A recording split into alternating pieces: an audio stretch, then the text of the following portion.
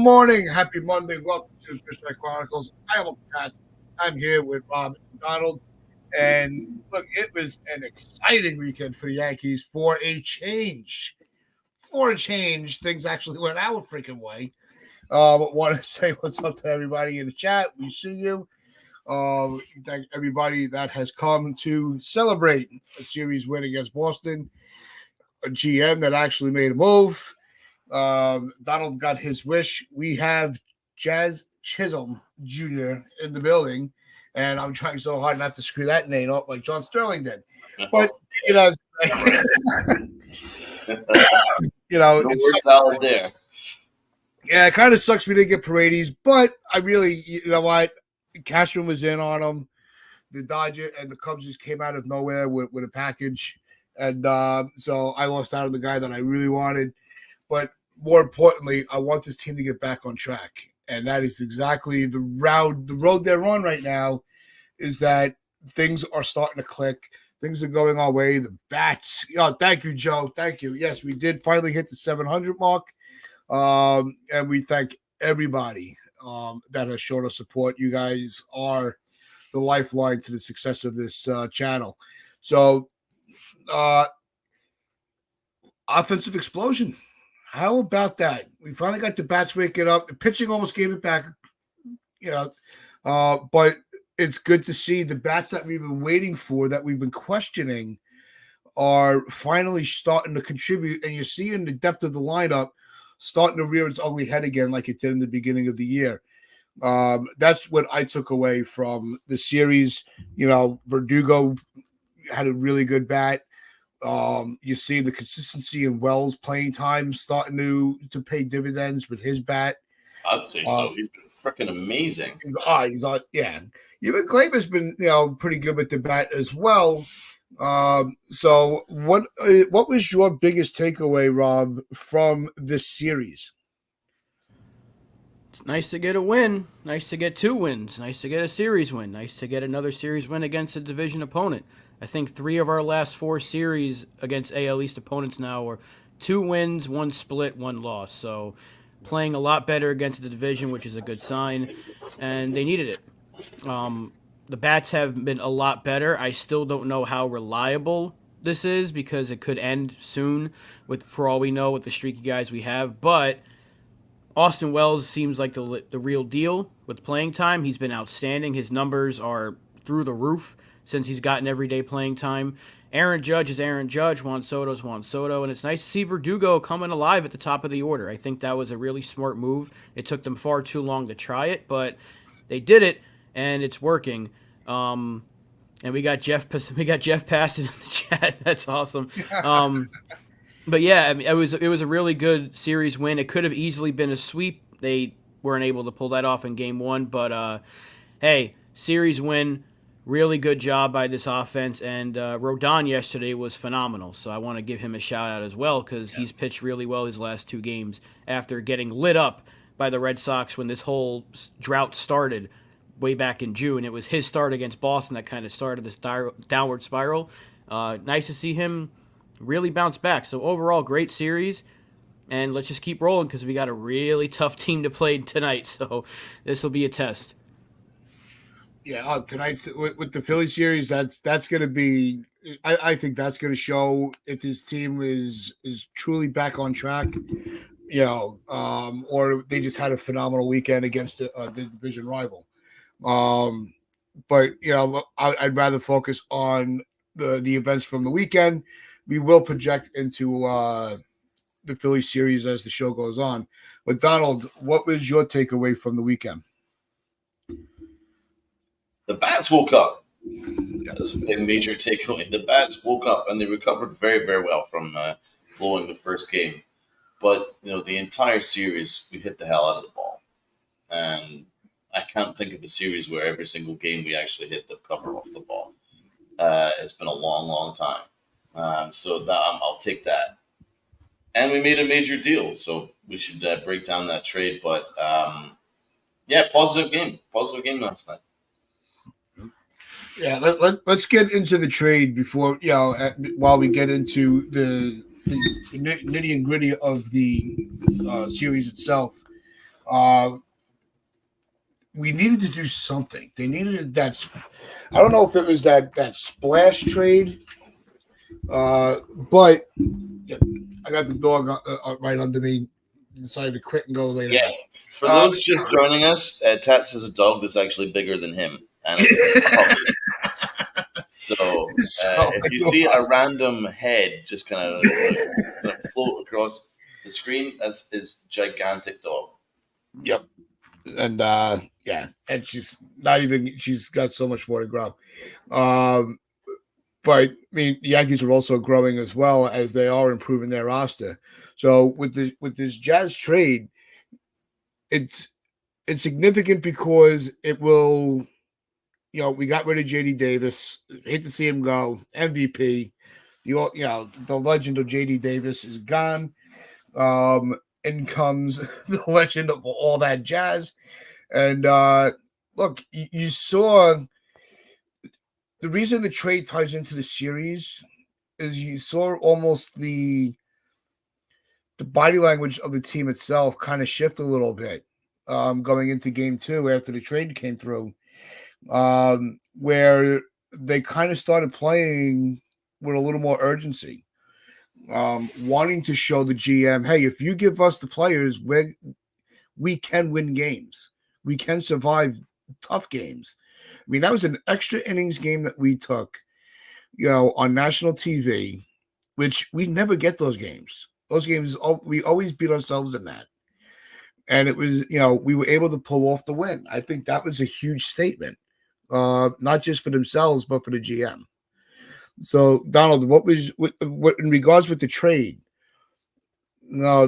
Was even though it wasn't that superstar blockbuster holy shit move, how a move like that can really ignite a team. Well, first of all, I really like Jazz Chisholm as a player. He's someone that I've actually been targeting for a while. I really like his approach, especially runners in scoring position. I love how explosive he is, and I think he plays better at Yankee Stadium because if you look at his baseball savant page, he'd actually have another 5 or 6 home runs on top of his current total if he was at Yankee Stadium. So that's a good sign. There's a lot of flyouts that would go way over the wall over in right field at Yankee Stadium. That's been happening over there in Florida. So I think that's a good thing. Another good thing to be positive about is the fact that he's going to have Soto and Judge around him, and he's going to get better pitches to hit. And in Florida, he was the main guy. So they didn't need to pitch to him in Florida. So he's going to get better pitches to hit and a better lineup. And I think his personality will actually be positive. There's some people that question him. I have a feeling that it'll be quite positive in the Yankee locker room. He's a positive guy. He's kind of fun guy. I think that'll play pretty well, and it should add an energy that we've been missing. So I think there's a lot of things that you can be excited about. Another thing to be really excited about, along from his power that he's got, is his speed, and we saw that yesterday. Yeah. A little bit of speed, a little bit of quality on the base pass. He's explosive guy, explosive athlete, and I think that will also play well. We've at one point this season we went 21 games without a stolen base. 21 games. That's not going to happen anymore. That will not happen anymore with Jazz Chisholm. Jazz Chisholm will be stealing bases. He's a good base runner. As FJ says, Jazz is a very smart base runner, so I completely agree with that. So as Jazz says, yeah, he's manufactured a run late in the game yesterday. And what was looking to be quite a quiet debut, he kind of woke up and got a hit and then stolen base and got a run. So it ended up being quite positive. Defensively, I want him to play second base. I don't want him to play center field. But we will get into that. I think there's a lot of things to be positive about. But it is a boomer bust deal because the person we gave up, Augustin Ramirez, is our third best prospect. and he's going to absolutely rake in Florida, in my opinion. He's going to rake in Florida, and I just hope that it works out for us because he is a big piece to give up. But we'll pass to Rob, and he will break down the people that we've let go of, and whether he sees it as a net win or boomer bust. Rob, what do you think? I think it's a win. We have a lot of catchers. Immediately, Perez took a spot in the top 30 once we traded Ramirez. We have a lot of catchers. And plus, with Austin Wells showing what he's capable of with everyday playing time, Ramirez's ceiling on this team was a platoon guy. He didn't really have much of a spot. Plus, there's questions of where he's going to actually play in the major leagues. He's not a very good first baseman. He's not the greatest catcher. So his bat's great. Don't get me wrong. I'm going to miss that bat in the system, and I would have liked to have seen it in the Bronx. But the Yankees desperately needed an infielder, and that's what Jazz Chisholm is, and we have him for 2.5 years. So I think it was a move that had to be made. It sucks giving up Ramirez, but I don't know what Ramirez's role would have been on the roster had he come up here. Let's say they never made this trade and they called him up. He'd be backing up Austin Wells and playing every so often because Wells, you can't sit him right now. And I think the Yankees are learning that you don't really need to platoon guys necessarily. You can play Wells 4 out of 5 and then sit him and then keep that cycle repeating because he's too good to sit. And Ramirez would have definitely given you that bat, but there's some questions about his defense. So I think now is the time to pull the trigger on a trade with him because his stock rose so quickly. His bat was through the roof this year, but I think this is a move you absolutely had to make. Yeah, and, how many times have we said it on here, and I've repeated it over and over again. Sometimes the deals that you really need to make, it's going to hurt. And we had already projected that the trade deadline, you're going to see painful trades out of one. I don't want to say desperation, but in the Yankees case, we were in such a tailspin. It was a desperation move. We had to do something. It's not like we were just looking to add a piece here or there to solidify what we've already been accomplishing. You had to get rid, the best trades sometimes hurt the most. We saw that with Soto, and look how that paid off. So, when you have that boom or bust mentality, like Donald was alluding to, it's you have to realize that not everybody in the system is going to flourish on the major league level. The Yankees, fortunately, have not really given up anybody where it's like, oh my God, can't believe we had that guy. They've had solid careers, but not that, damn, did we really have to make that move? The Yankees have not fallen into that. Even some of the players that we've gotten, we're like, oh, this guy's a bust, we turned over, and we've made decent trades for. The Gallo trade. We got him. We got what we could out of him. He went bust. And then we moved him, and we ended up with solid pieces after that. So, sometimes it does come full circle. But I think it was a move that had to be done. Our catching depth, we said, that's where we were going to be able to utilize the value because we do have a lot of catches. So I think regardless of which one it was that was in a move, I think you take the W that they didn't press hard and say, Jones, Dominguez, players of that caliber were able to stay off of the trade table. Yeah, look, there was no way they were going to give up Spencer Jones for Jazz Chisholm. I don't know who they would give up Spencer Jones for at this point because I thought they would have moved him potentially for Paredes, but obviously that wasn't the case. You're trading from your depth. We have a whole shit ton of infielders and catchers in this system, and you look at this trade, it was 2 infielders and a catcher. So we're trading from our depth, and we're going to trade some arms, I'm assuming, in the next couple of days to add some more pieces to this team.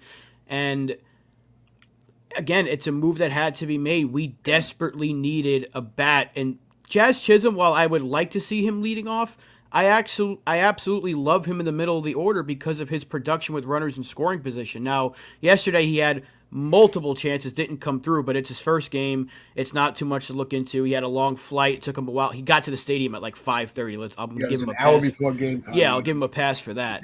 But you already seen what having him in the middle of that order could potentially do. If he's hitting like he was in Miami with runners on base, he's going to get a lot of opportunities. And Verdugo has been much better in the leadoff spot. So now you have more of a full lineup, and it's going to get better tonight because we got Giancarlo coming back. That lineup looks a hell of a lot better all of a sudden. Within like 72 hours ago, it looked like crap. Now it's going to look a lot better, and it's only going to get better when we get Dominguez back later on this in next month, and a potentially another trade, because there's still some question marks of who's actually going to play third. I don't like the idea of Jazz Chisholm playing third base, but at least he seems to be on board with it, unlike the second baseman we have right now doesn't seem to be too on board with it. I still think they should target a third baseman, but we'll see what they do in the next 48 hours or whatever it is. But I love the trade. I'm going to miss some of these guys. I'm going to miss Cerna because he's a really, really solid piece in that system, but he was only in single A. Same thing with Abraham Ramirez, another single A player. Ramirez was the highest ceiling, in my opinion. That Agustin Ramirez was the highest ceiling that we gave up. But again, what was his role going to be here? And we have several other catchers that can take that spot and already did take that spot in the top 30 once he was traded. So it was, to me, it was a necessary trade because you got him for another 2 years after this. It was definitely a win, in my opinion. Yeah. He's under team control for a number of years, which is good. Yeah. So I'm glad we got some control from him. Yeah, it's just, it could be a boomer bust because we gave up such a big prospect that could really take off in Florida. But I do think that for Agustin Ramirez, who universally was very much liked in the Yankee system, for him, I think it's probably better that he's in Florida. I think he's going to get more opportunities and he's going to get everyday playing time very, very soon. And I think it'll be good for his career. As Rob says, we have Wells. And now that we're seeing what Wells is doing right now, getting regular playing time, he's playing phenomenal defense and he's hitting the absolute cover off the ball lately. So he's our future catcher. Yeah, and there's still time in the deadline isn't passed yet. There's still time to make more moves. So we can still make moves to solidify the bullpen. There's still moves we can make. If they feel like they need to grab another starter, to strengthen the depth of the rotation. Especially with the way some of the players have been pitching, and there's still time to secure third base. And it's not that I'm not. Believe me, I like Oswaldo Cabrera. I feel like he's one of those players where if you could keep him, I just think he has kind of like that bench mentality where, look, and he's always had a great attitude towards everything. You're going to play left field, you're going to play short, you're going to play second, you're going to play third. He's like, all right, as long as I get to be a part of the team and contribute, I don't care. You need me to play as you need me to be a part-time player. He's always smiling. He never complains, unlike our second baseman, which, believe me, we are going to get into him with his attitude towards this whole deadline here. I just think there's still time to go, and the Yankees are well in position to keep making improvements in the next 24 or so hours. Yeah, because they have a ton of prospects that they still have in their system that they could potentially move. I think they're gonna have to get creative. There's rumor from yesterday about their interest in Tommy Edman, which it seems very similar to the Harrison Bader situation. He's currently hurt. He's working his way back. They're talking about potentially moving Nestor for him, which just screams Montgomery for Bader all over again. However, I don't want to see Nestor Cortez on this team much longer, so I don't know if it would be straight up Nestor for Edman or we can get something else in return, but Nestor's value is plummeting because he's been terrible. I don't know what they do. I would target a starting pitcher if Jack Flaherty's available, I would love to bring him in, but he's going to have a ton of suitors. The Mets, I know Nicky would probably take him very easily on the Mets in the Mets rotation right now. They have options out there if they want to add to the rotation. They could just say, hey, we got Clark Schmidt coming back. We got Poteet coming back. Let's add to the bullpen. They're still in on Tanner Scott. They probably were in on Estevez. They're in on, I think, Sam Mole from Cincinnati because they still want Jonathan India. John Heyman said they're in on 10 different pitchers. Fairbanks is another one. They want to add to this bullpen, and they need to add to this bullpen. And if they don't, then they could target a starter. So the options are out there. It could be a wild 2 days.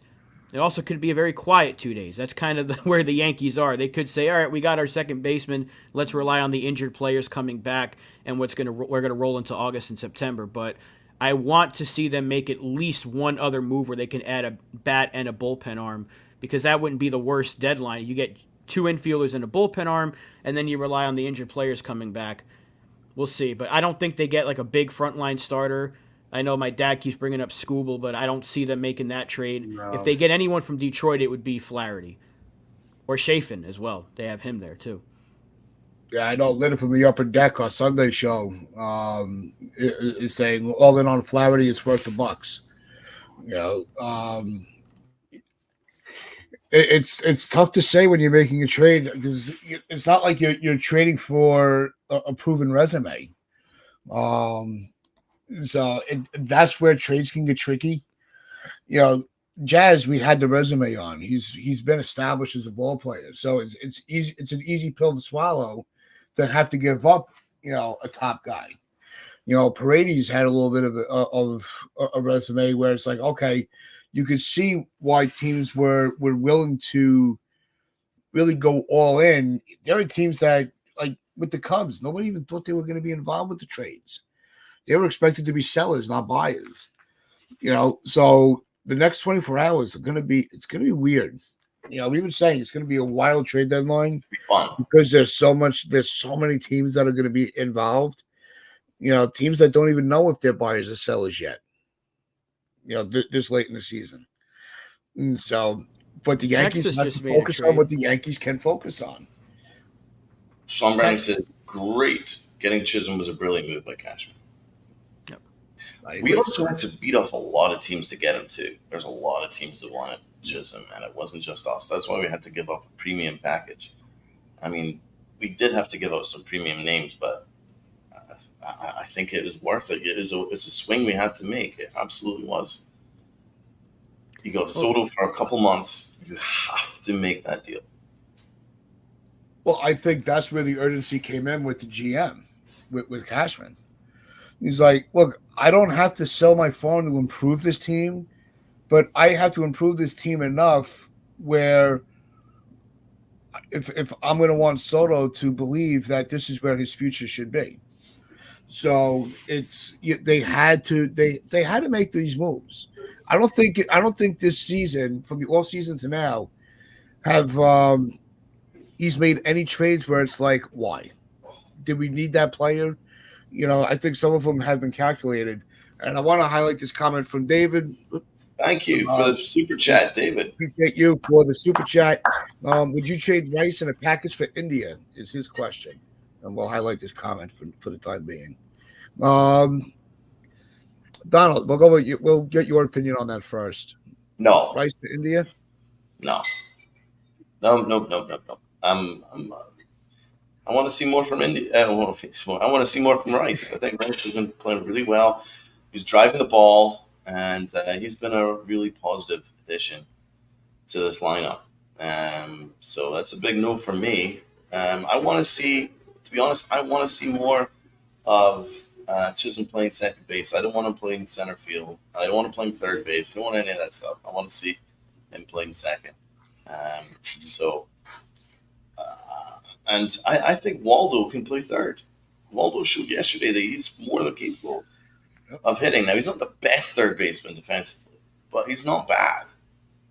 Although the metrics indicate that he is, I think he's better than that. I think the eye test says he's fairly okay. He's not great, but he's okay. And I like his bat, and I like his attitude. So And I think with increased playing time, I think Mulder will be just fine.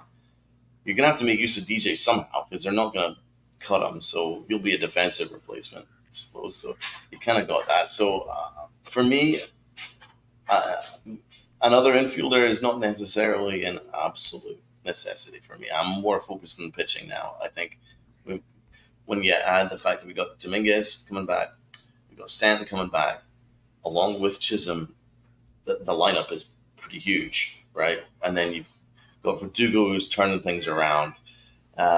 He's looking a lot better lately, and and then you've got Grisham, who's an excellent fourth outfielder. You just saw that he tied the game in the ninth inning against the Red Sox in Game 2.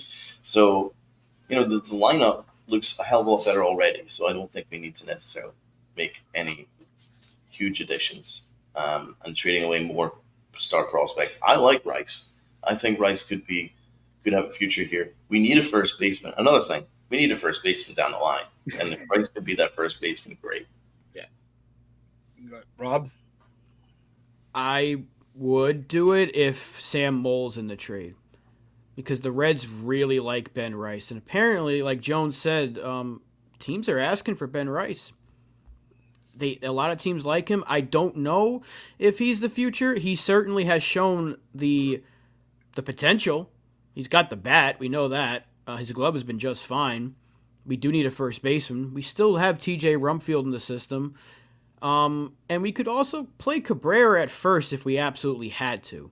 He has played first base. I would do anything to avoid DJ LeMahieu playing.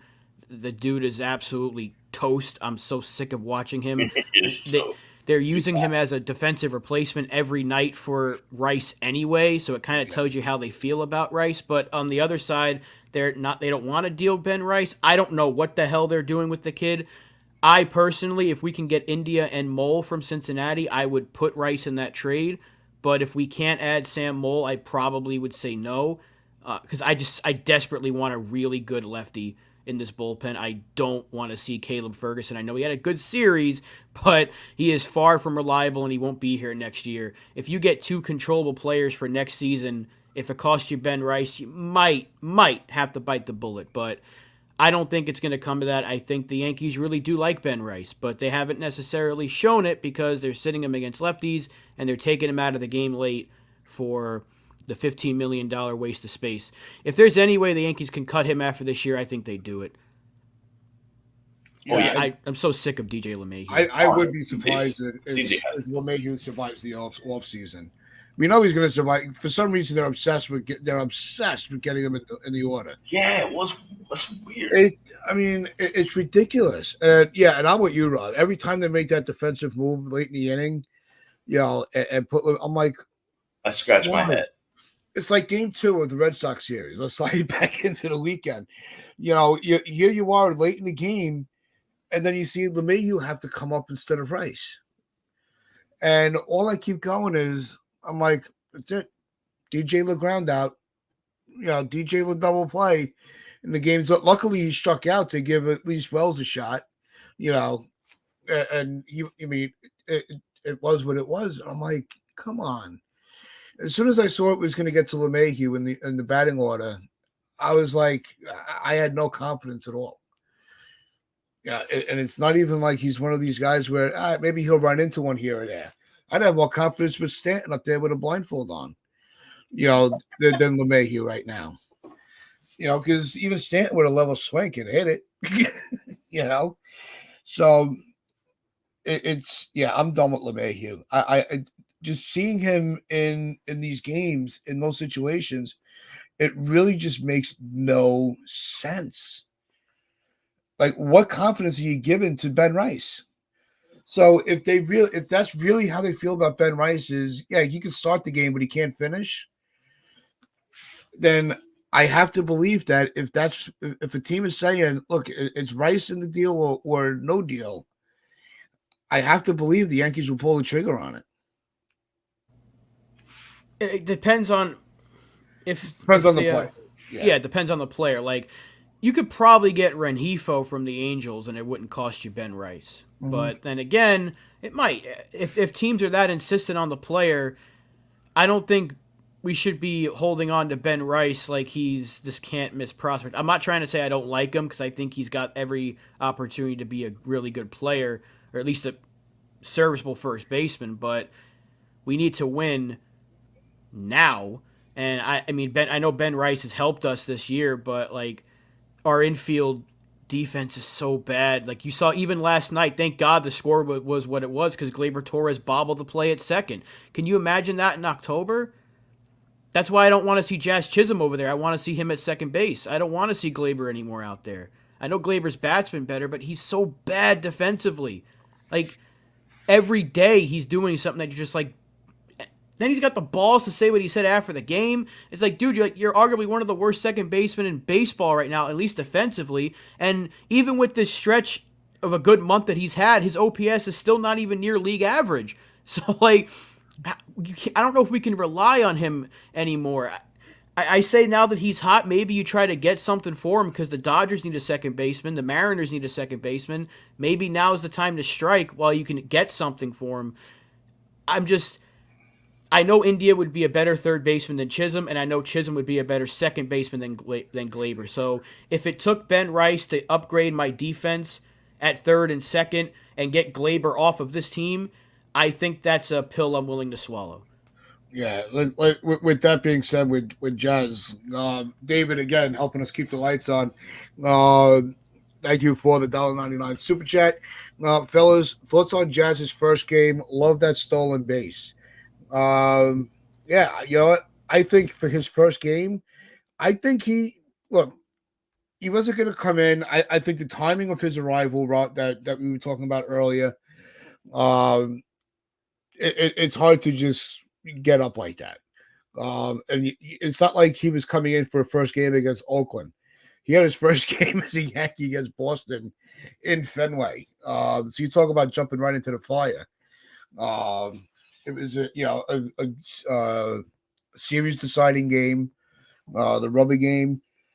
I think. Look, his defense not an issue with that. I think his speed not an issue. I thought. Look, I think it was a good start. He got on base. He made defensive plays.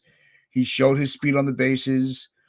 And I have no issue with his first. I think he had a really good first game. I wouldn't say really good. I think it took a little bit of time. It was starting a bit rough when the ball bounced over his head in center field, but it wasn't really his fault. It's just kind of the way the ball bounces over there in the outfield in Fenway. But what I like is after his early outs, he didn't get down and he stayed positive and then made some plays down at the end there. Got a base hit, stole a base, got a run. Liked his attitude, liked his positivity. I think he's going to be a really good addition. I'm so excited about that deal. It's an excellent deal. It's a big swing that Cashman had to make, and it gives us a higher ceiling now. Rob, what did you think? I'm not going to look too much into his at-bats. I know he got there late.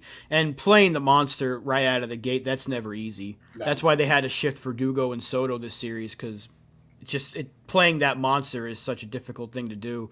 And I hate the dimensions of that ballpark, but it is what it is with that.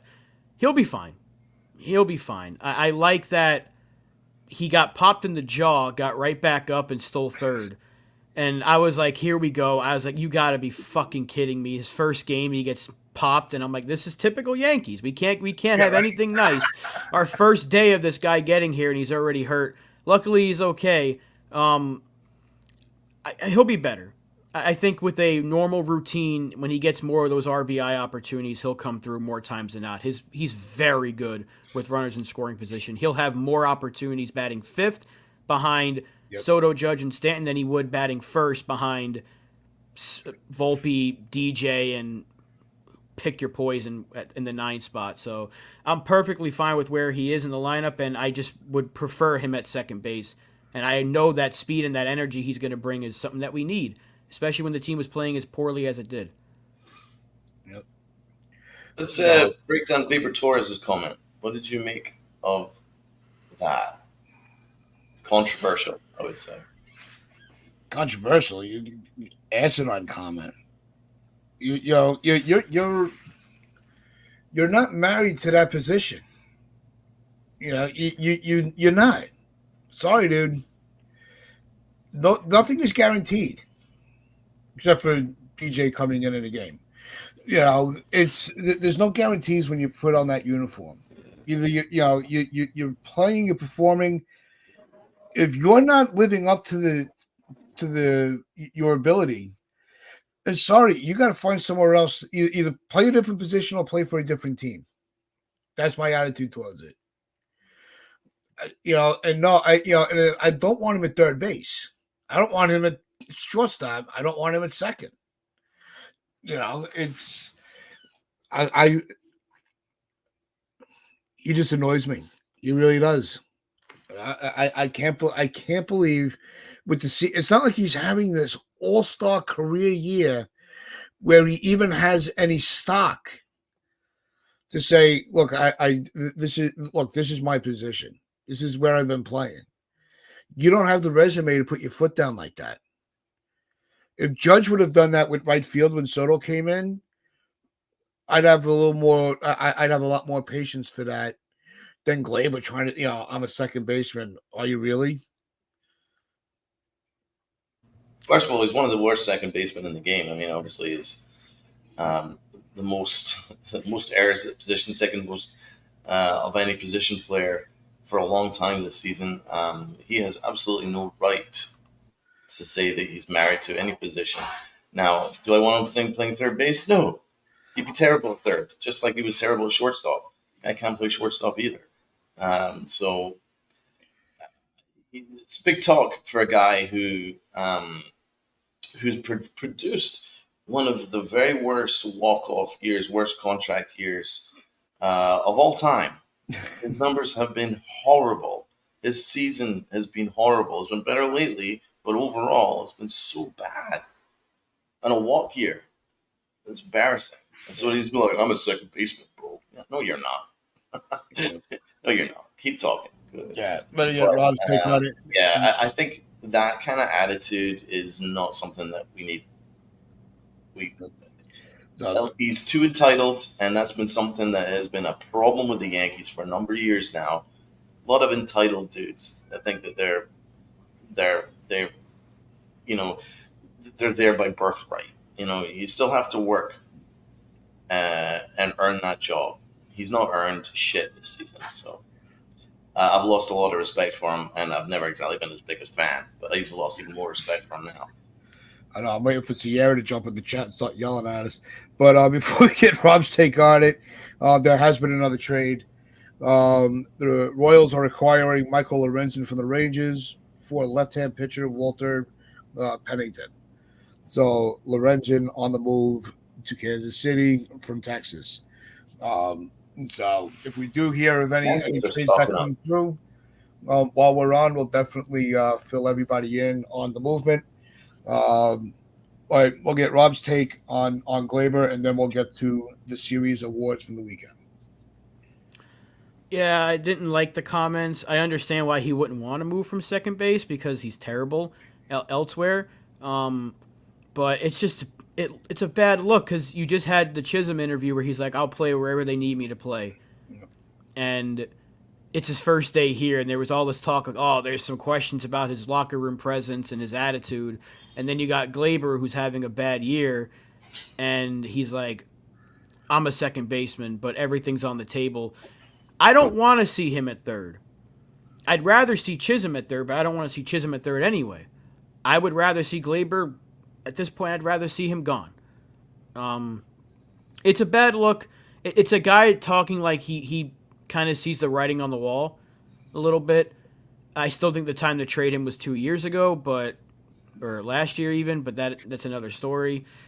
It's just a bad look on the timing when there's another 2 days till the deadline. They just got an infielder. They're still talking about adding more infielders, and then you go ahead and you say that. It looks bad because you just had another error. You lead the league in errors among second basemen, I think, or at least he's like top 3. And his defensive metrics are all bad. Nothing is really good besides his range. It's okay.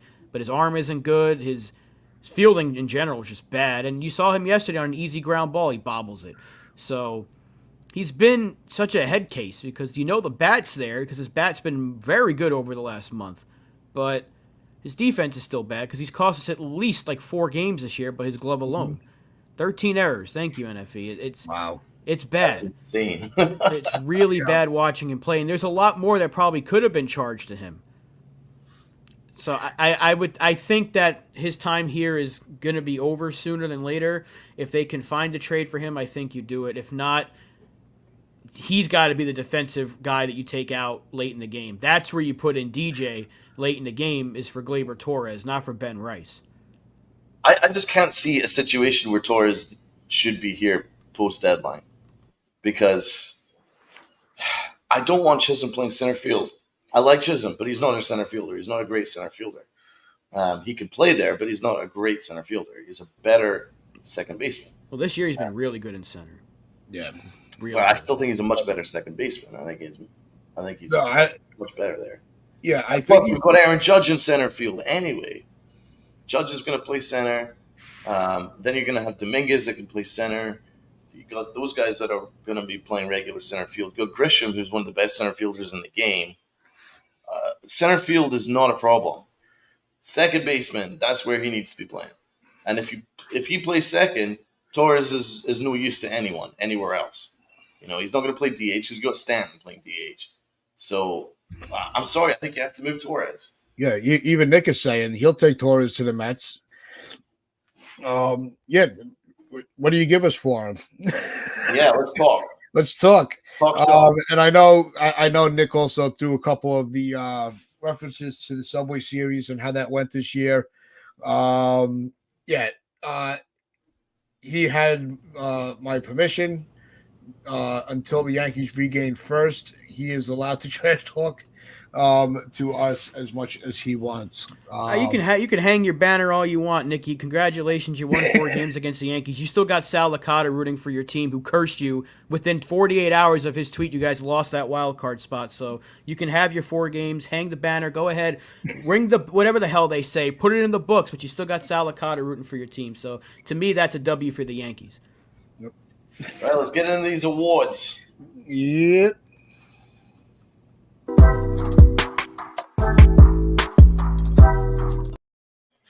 Ayo, things are looking a bit more positive here in Yankee land. We got a big trade, and we beat the Red Sox. So let's start with the MVP. Nice and easy for me. Aaron Judge, MVP, all day long. Unbelievable series. He was just mashing the entire series. He was an animal out there. So he was definitely MVP for me. Rob, who is your MVP? Aaron Judge, no doubt. I had Judge. He was lights out. Again, still the best player in the game. Agreed. Let's have a look at the fans. I think the fans are all pretty much united in that one. Yeah, Aaron Judge gets the MVP, as he is. He is our MVP, so there's no messing around there. Low-key MVP. A couple of candidates. Despite my trashing Gleyber, he actually had a very, very good series. But I'm going to give the low-key to one of my low-key favorite players, Austin Wells. Just phenomenal defense, and he hit the cover off the ball the entire series. So he, for me, is my low-key MVP. Rob. Yeah, I got Austin Wells. I was kind of teetering between him and Verdugo. Yeah. Because they both had really good series. So did Gleyber. This is actually a good series for a lot of players. But Austin Wells was just unstoppable this entire series, so I want to give him a shout. And he's playing great behind the plate, too. One of the better defenders in the league, actually, lately. So he's been excellent and offensively a monster. Tats. Yeah, it seems like we all coordinated with these awards here because I also have Wells written down. Yeah, he's the everyday playing Wells is what we've been waiting for behind the plate. This is the catcher we've been waiting on for a while. I have to say, thank God Trevino got hurt. My God. Yeah. But as long as you don't screw it up when he gets back. It may sound bad, but the truth is, if he didn't get hurt, we wouldn't have seen Wells. No, I get it. It just always sucks when it has to happen that way, you know. But hey, he's making the most of it. Can't complain about that. And it looks like the fans are all in agreement. Yeah. with Wells, so he gets that. Let's go with the clutch awards. For me, I'm giving it to Grish. 9th inning, saves the game. I was watching it with my buddies, and I was we were in Midtown, and we all went nuts. And Grisham saved the game, so Grisham for me is clutch award winner. Rob. I don't think we're going to have different answers for a while because it's Trent Grisham. That last pitch saved the game. Absolutely, Trent Grisham. Uncle T. Yep. I actually, for a minute, I was thinking about Cousins. 'Cause I thought he was actually the one bullpen arm that actually did what they were supposed to. But no, it not to give it to Grisham is a crime. The series swing was just on him. Yo, what's going on, Hector? Love you, bro. Hector! Legend. Absolute legend. See, I told you, we keep talking about Gleyber. Sierra's going to come. Good morning. Let's ask the fans what the fans have got. A couple votes for Grisham's. Grish. Neil says Torres in the 10th inning Saturday for getting us insurance runs. That was a big hit. There's no doubt about it. So let's move on. Let's go to Aaron Boone out of 10. Where would you sit with that?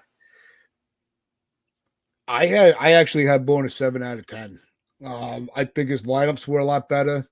And he made mostly all the right moves with the pen. It's just the pitchers they couldn't get anything going. When it's everybody, it's tough. But I gave him a 7.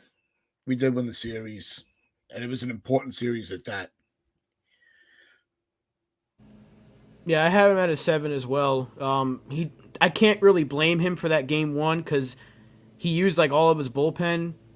Weaver didn't get the job done, and he had no other choice but to go to Clay Holmes there, and Clay Holmes stunk it up, which is another issue on this team. But I can't blame Boone for going to his best option at that time. So overall, I think he had a really good series because we won, and his lineups were good, and he stuck with it. I kind of agree with the fans. The fans will give him 6, and I kind of agree with them. I think 6 because taking out Rice and putting in DJ LeMahieu. Enough with that. Enough with that. So I'm giving him a 6. Let's go with no enough.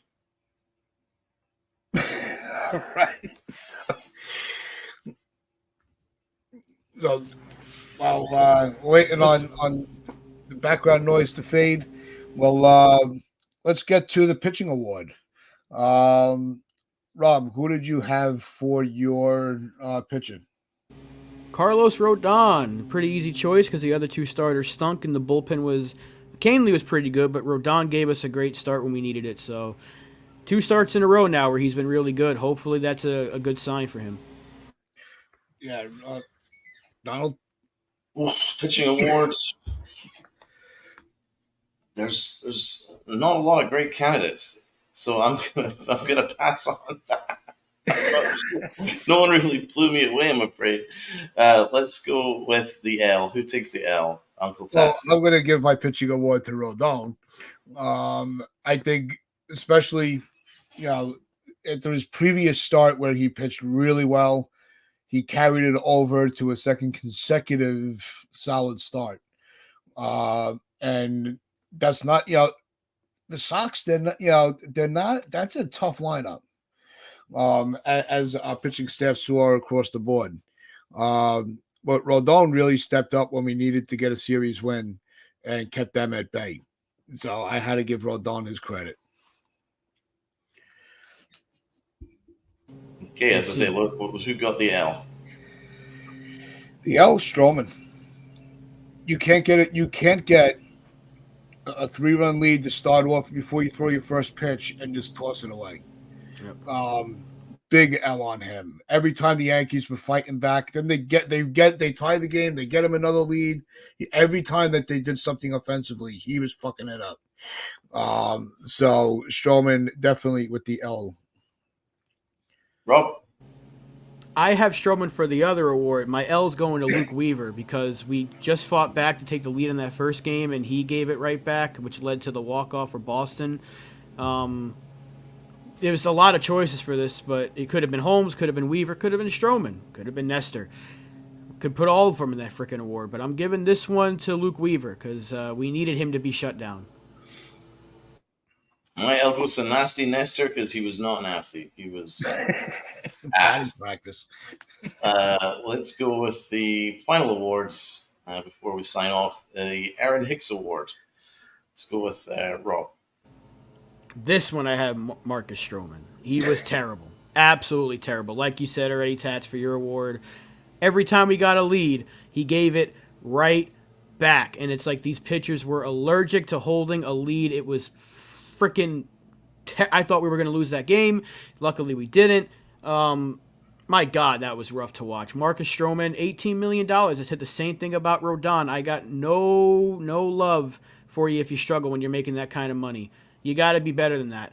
We needed him to be better. He's been struggling lately, as he usually does at this point in the season. Hopefully he turns it around soon, but yeah, he was terrible. Yeah, no, my Hicks award goes to the pitching staff. Can we have a shutdown inning, please? Please? You've been waiting. We've been begging the bats to bail you guys out because you guys can't be perfect every game, every inning. Understand that. But these guys are putting up crooked numbers in innings for you, and you don't give a shit. I just think they had a complete lack of focus on the mound, up and down the staff. So yeah, my Hicks award is the pitching staff. I'm giving it to our non-closer, Clay Holmes. I know we'll save later, but we blew the first game. He was ass, so that'll be it for me. But I do want to thank all the new subscribers that we have. You guys have been awesome. And I got to sign off because I got a flight to catch. But I do want to thank everyone for joining us and hitting the sub button. It's been an absolute pleasure providing content to you guys. Yeah, and, safe travels to you, Donald. Safe flight, buddy. Yeah, we're going to see a big shift in baseball over the next 24 hours with the trade deadline right around the corner. Believe me, there are, I do know Jason from 161 is going to be live from noon tomorrow till 7 p.m. And he'll have, I'm going to try to jump on with him for a little while and react to some of the trades. So do not forget to go over and check out Jason from 161 on his channel as he will be live streaming the final hours of the trade deadline. And also you see him in the chat all the time. NFE from the Strike Zone. Make sure you also go and sub to his channel as well, as this community is tight and it's growing. Also Morning Brew Sports with Hector, TC, Jiggaman. Make sure you also go and subscribe to the Morning Brew Sports. All very good friends to each other. So make sure you do that. We'll see how things go. But the one thing I do want to end on is the idea, the news that Stanton's going to be activated. And he is expected to be in a lineup tonight against Philly. Rob, how, with the already having acquired Jazz Chisholm, also now throwing Stanton in the lineup, how does that shift the confidence in the club? Should be a dramatic shift because we were winning with Stanton. Once he got hurt, the offense just completely plummeted. So getting him back on top of now having Jazz Chisholm, and he'll have a full day of getting ready for this game. So I expect better results. We should expect better results. Hopefully we see them. This lineup looks a hell of a lot better than it did 2 days ago. And they still put up 7 runs in that game, or 8 runs, 11. So let's see if we can do that again, because we got a tough matchup in Wheeler. So this will be a real test to see if this lineup is legit. We got a really good pitcher, and we got our best looking lineup that we've had in at least 2 months. Yeah. So we'll see if we can put it together. I'm excited though because we need Big G in the middle of this lineup because protection for Aaron Judge has been scarce. We finally got it back. Yeah, as Lynn's saying, the batting order is definitely going to be interesting. I think we're going to see one of our deepest lineups we have this year, and it was pretty deep to start the season, as we kept pointing out. But NFV is also pointing out the Phillies have been struggling. So if we're ever going to be able to get hot and put up runs and really make a statement that this team is past its struggles, this would be the team to do it against. Because they are, they have the team just like we do to go the whole way. So this could also be a prelude to what we could see, maybe in October. So it's always fun to have these types of matchups where you have two top teams who have stumbled a bit go head to head. I think it also makes for entertaining baseball. So I think that we are in for a very fun series. We will be back Wednesday. We will break down the final hours of the trade deadline, any last minute moves that did come through. So make sure you check us out Wednesday, 10 a.m. For that. So with that being said, make sure you hit that like button, hit that sub button, share this out with your friends, your family, the strangers on the corner. And as we always like to say, wear those pinstripes of pride and play hard.